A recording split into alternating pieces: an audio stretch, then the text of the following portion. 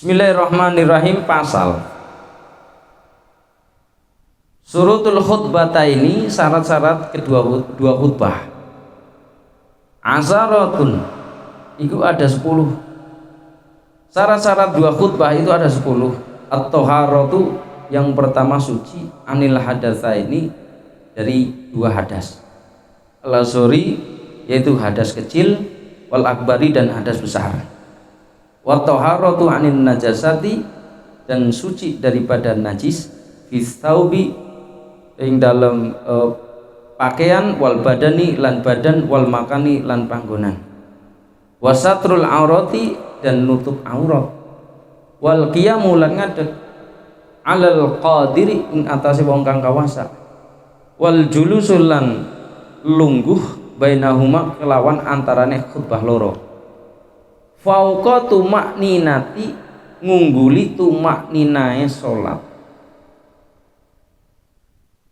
wal muwalatu lan nuli-nuli bainahuma ing antarane khutbah loro, wa baina sholati lan ing antarane salat, wa antakuna lan yen ta ono apa khutbah iku bil arabiyyati kelawan bahasa Arab, wa an yusmi'ahuma lan yen ta ngarungu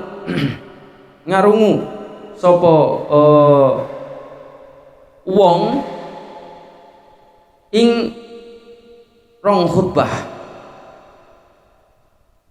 yaitu wong arba'ina wong 40. Wa antakuna lan yen ta ono apa khutbah kulluha sekabehane khutbah iku fi waqti dhuhri ono ing dalam waktu duhur. Pasal yang selanjutnya yaitu syarat-syarat dua khutbah. Syarat-syarat dua khutbah itu ada 10. Yang pertama yaitu suci daripada hadas, baik hadas yang kecil maupun hadas yang besar. Yang kedua yaitu suci dari najis. Mana yang harus suci dari najis? Yaitu pakaiannya, kemudian badannya, kemudian tempatnya. Jadi pakaian, badan, tempat itu semuanya harus suci daripada najis. Wasatrul aurat, kemudian menutup aurat, sebagaimana kita menutup aurat ketika sholat. Ketika khutbah pun maka harus menutup aurat sebagaimana kita sholat. Wal qiyamu alal qadiri, dan berdiri bagi yang mampu. Jadi kalau misalnya ada khatib mau khutbah itu ya wajib berdiri. Kalau memang dia mampu berdiri, kalau nggak mampu boleh nggak berdiri, duduk seperti itu. Wal julusu bainahuma, dan duduk antara kedua khutbah. Fauqatu ma'ninatis sholati, yaitu duduknya itu kira-kira di atas tumakninahnya sholat. Jadi kalau kita tumakninahnya sholat kan membaca tasbih subhanallah, nah itu dilebihin dikit, itu kira-kira seperti itu. Jadi khutbah pertama sudah selesai, khatib itu duduknya itu sebentarnya apa, di atas tumakninahnya sholat, kira-kira berapa detik itu ya, jangan sampai kelamaan, jangan rokokan dulu gitu ya, jangan ya lagi itu. Jadi pokoknya sebentar saja. Wal muwalatu bainahuma wa bainas shalah, kemudian muwalah terus-terusan antara khutbah yang pertama dengan khutbah yang kedua itu terus-terusan, pokoknya nggak boleh dijeda. Wa bainas shalah, dan antara khutbah yang kedua dengan sholat juga harus terus gitu, nggak boleh dijeda dengan kegiatan apapun gitu. Jadi harus terus, nggak boleh dijeda dulu. Wa antakuna kulluha fi waqti dhuhri, dan semuanya itu dari khutbah, sholatnya itu ada di dalam waktu duhur. Kelewat, maaf. Wa antakuna bil arabiyah, kemudian khutbahnya itu harus wajib menggunakan bahasa Arab. Ini maksudnya gimana? Kalau kita bahasa Arab kan pertama khotibnya juga kadang-kadang nggak pakai pinter bahasa Arab, apalagi yang makmumnya gitu. Maka minimal itu yang pakai bahasa Arab itu adalah rukunnya itu. Jadi mau isinya pakai bahasa Indonesia, pakai bahasa Jawa, pakai bahasa Sunda, monggo tidak apa-apa, tapi rukun itu wajib menggunakan bahasa Arab. Yaitu apa yang rukun khutbah itu?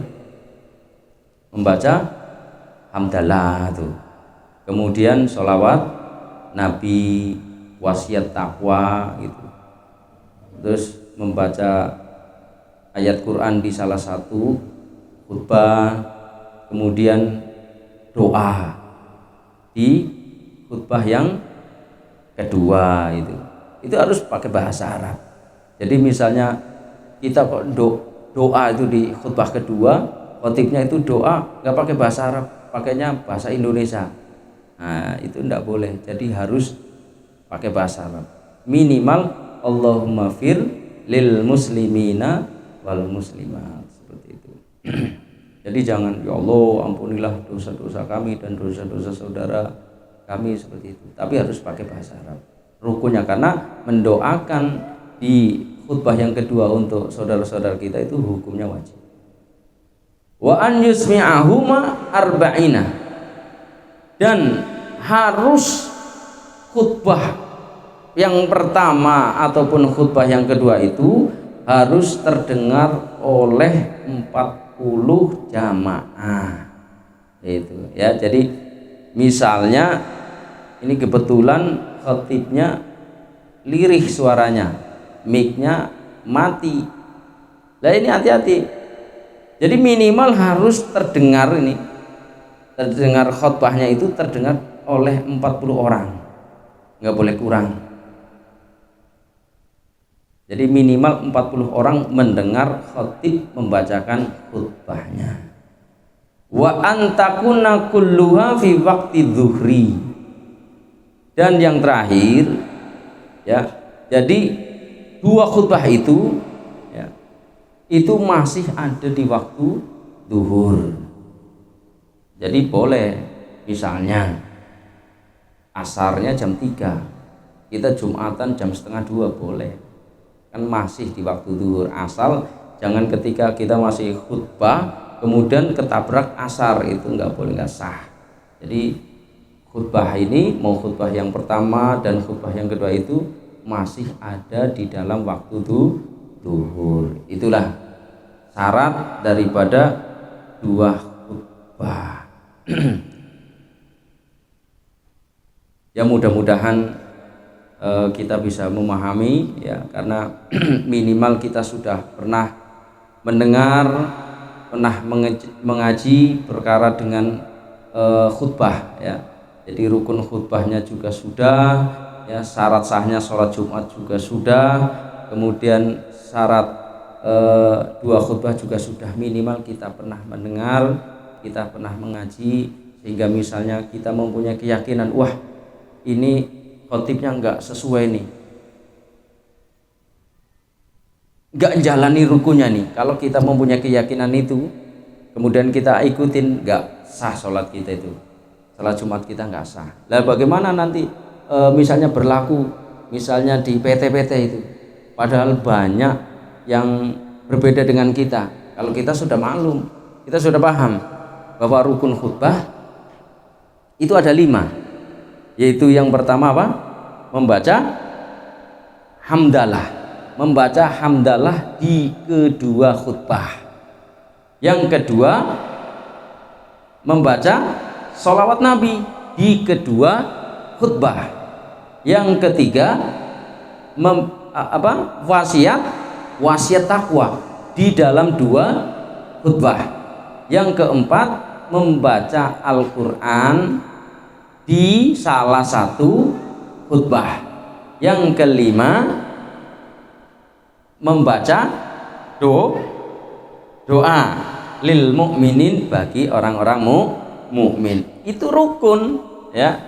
Tapi misalnya bagaimana kalau kita dengerin khutbah di PT biasanya di khutbah kedua enggak wasiat takwa gitu, langsung misalnya gitu, langsung alhamdulillah, kemudian langsung amma ba'du gitu, enggak baca sholawat acan misalnya, kemudian langsung melanjutkan isi daripada khutbah yang pertama. Ini bagaimana? Kan enggak sesuai rukun. Kalau kita meyakini bahwa imam ini enggak sah ini, nah kita kok masih ngikutin, enggak sah sholat kita itu. Lalu bagaimana? Ya udah kita yakini aja, wah itu yakini tetap sah karena orang itu mungkin mempunyai pendapat atau mengikuti madhab yang lain. Ya kalau kita lebih yakin lagi Pak, kita misalnya nih sholat ngikut orang seperti itu, ya khutbahnya kok nggak sesuai dengan rukun khutbah gitu. Ya udah setelah selesai sholat Jumat kita sholat duhur lagi. Itu lebih aman. Tapi jangan dipaksakan, kita nggak yakin tetap ngikut, nanti percuma sholat kita Pak, nggak sah itu ya. Nah kalau seperti itu ya udah, kita habis sholat Jumat udah deh kita langsung bangkit lagi sholat duhur, seperti itu namanya sholat muadah. Itu diulang sholat duhurnya. Karena apa? Oh tadi khotibnya nggak memenuhi rukun daripada khutbah gitu. Kenapa? Karena di khutbah kedua nggak membaca sholawat atau meninggalkan wasiat takwa misalnya kayak gitu. Kan ada seperti itu. Tapi kalau saya pribadi ya udah, saya berkeyakinan salah. Itu mungkin dia memegang mazhabnya ini ataupun mempunyai keyakinan yang lain seperti itu. Biar kita nggak terlalu terlalu fanatik dengan kita, kemudian kita menafikan yang beda dengan kita gitu. Kira-kira seperti itu. Misalnya kita sholat nih, wah sholatnya nggak sama kita, udah ikutin aja Pak, kita yakin aja gitu. Misalnya toh imamnya salah, imamnya nggak bener, imam yang nanggung kita tetap dapat pahala jamaah begitu. Jadi jangan pilih-pilih imam, nanti kita nggak ketungkul sholat jamaah. Waduh imamnya ini lagi ya. Akhirnya dia sholat sendiri. Besok lagi ketungkul, wah imamnya ini lagi, akhirnya nggak sholat. Kapan kita sholat jamaahnya gitu? Nanti malah khawatir nanti yaitu kita menganggap orang lain salah, kita yang benar. Ini bahaya ini kalau sudah kayak gitu. Jadi kita belajar kita seperti itu. Tapi tetap kita harus untuk diri sendiri, kita harus mempunyai keyakinan. Itu. Jadi jangan kita mempunyai keyakinan yang ganda. Itu namanya talfik. Misalnya nih, wah kita enak nih bab wudu ikut Imam Syafi'i. Misal. Kenapa? Kalau bab wudu ikut Imam Syafi'i mudah. Cukup kita membasuh sebagian daripada kepala, sah. Kita mau wudu nih Pak. Nomor 1000. Kita mau wudu, tapi rambut ini sudah klimis karo minyak. Sudah minyakan. Ini kalau kena air ya repot ya. Udah klimis, kena air. Wis akhirnya dia itu ngambil air cukup diolesin di belakang telinga ini. Tul kayak gitu doang. Sah itu Pak udah wudu kita itu. Tapi kalau kita Imam Malik nggak bisa seperti itu. Harus dibasahin seperti itu ya repot, itu minyaknya hilang semua itu. Begitu. Nah, kita wudu ikut Imam Syafi'i. Tapi ketika bab yang lain ikut imam yang lain. Nah, ini namanya talfik, mencampur adukan itu. Ya, itu ndak boleh. Tapi kita mau ikut Imam Syafi'i ya udah Imam Syafi'i semuanya itu. Imam Malik semuanya. Begitu Pak. Enggak apa-apa silakan. Cuman kan kalau di Indonesia semua rata-rata ya mayoritas Imam Syafi'i dan kitab-kitab yang beredar di pondok-pondok pesantren ya ala madhabi Imam Syafi'i. Enggak apa-apa. Silakan mau Imam Malik ya enggak apa-apa. Kalau memang ada yang diikutin, asal jangan ikut Imam Samudra. Ya, repot itu nanti. Itu udah nyimpang. Begitu. Jadi kalau mau Imam Malik, Imam Hanafi, Imam Hambali, terus Imam siapa lagi? Imam Malik, Imam Hanafi, Imam Hambali, Imam Syafi'i, itu 4 madhab itu. Tapi satu hal, jangan diaduk, jangan dicampur, jangan nyari enaknya. Begitu. Baik Bapak Ibu yang kami muliakan, barangkali itu yang saya sampaikan ada kurang lebihnya mohon dimaafkan.